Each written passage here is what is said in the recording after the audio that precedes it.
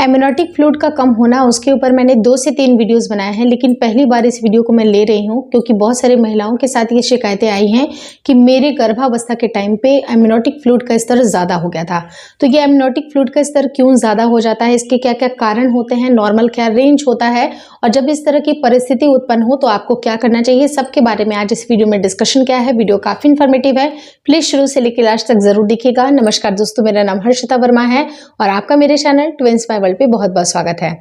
Basically होता क्या है कि हमें जब भी ये रिपोर्ट सामने नजर आती है, हम सबसे पहले क्या करते हैं कि पानी का स्तर को कम करने की कोशिश करते हैं कि हम जितनी मात्रा में पानी पिया करते थे उतनी मात्रा में पानी नहीं पीते हैं। लेकिन पानी का कंजम्पशन करने से ही सिर्फ और सिर्फ आपके एमनियोटिक द्रव्य का बढ़ना एक संभावना नहीं होती है, क्योंकि नॉर्मल रेंज में महिलाओं को जो गर्भवती हैं उनको 3 से 5 लीटर पानी आवश्यक रूप से जरूर पीना चाहिए। दूसरा इसका बहुत बड़ा कारण होता है कि कुछ जेनेटिकल कुछ कंडीशंस होते हैं, कुछ अगर महिलाओं को कुछ विकार है, कुछ बच्चे को जन्मजात अगर विकार है, जिसकी वजह से भी कई बार एमनियोटिक फ्लूइड का स्तर ज्यादा हो जाता है। तीसरा कारण होता है कि अगर महिलाओं को पहले से डायबिटीज की शिकायत रही है या फिर उनको गर्भावस्था के डायबिटीज हो गई है, यानी कि जेस्टेशनल डायबिटीज की अगर वो शिकार रही हैं, उससे भी उनके एमनियोटिक फ्लूइड का स्तर बढ़ जाता है।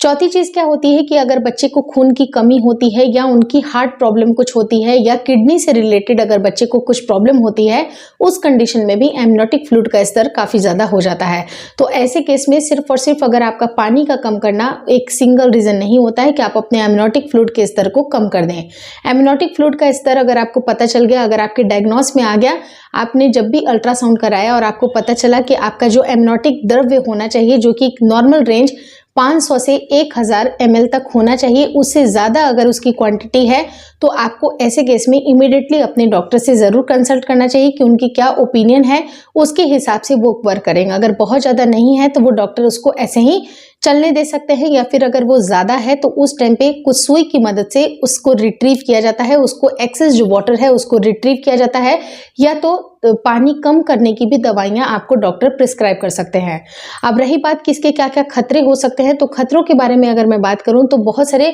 जो महिलाएं होती हैं उनके साथ प्री टर्म डिलीवरी के चांसेस बनते हैं, जिनको एमनियोटिक फ्लूइड का स्तर जिनका ज़्यादा रहता है। दूसरी चीज़ क्या होती है कि कई बार अम्बिलिकल जो कॉर्ड है वो भी अंदर अंदर गिर सकता है। और तीसरी जो बहुत बड़ी खतरे की बात होती है वो होती है कि प्लेसेंटा का एब्रप्शन भी हो सकता है। यानी ये तीनों कंडीशंस काफ़ी ज़्यादा खतरनाक है। तो इस टाइम पे आपको इमीडिएटली अपने डॉक्टर से कंसल्ट करने की ज़रूरत है कि इस टाइम पे क्या करना चाहिए, क्योंकि दवाइयों की मदद से भी आपके जो बच्चे के आसपास का जो पानी का थैली होता है वो पानी को इस स्तर को कम करने की आवश्यकता होती है। क्योंकि बहुत ज़्यादा किसी चीज़ की अधिकता होना, यानी कि अगर बहुत कम है तो आप उसको रिट्रीव कर सकते हैं, सुधार सकते हैं, बहुत सारे चेंजेस कर सकते हैं अपने डाइट में। लेकिन अगर ये बहुत ज़्यादा है, ऑलरेडी अगर ज़्यादा है, तो सिर्फ और सिर्फ मेडिकल हेल्प ही आपकी सहायता कर सकती है। डॉक्टर से आप रेगुलर कंसल्ट करें कि क्या चीज़ें हो सकती हैं। अगर कई बार बहुत सारे केसेस भी ऐसे देखे जाते हैं जहां पर प्रीटर्म डिलीवरी होने की संभावनाएं बनती हैं, तो ऐसे केस में आपको घबराने की आवश्यकता नहीं है। रेगुलर अपने फॉलोअप में डॉक्टर से विजिट करें, डॉक्टर आपको क्या बोलती हैं, उनके क्या ओपिनियन होते हैं,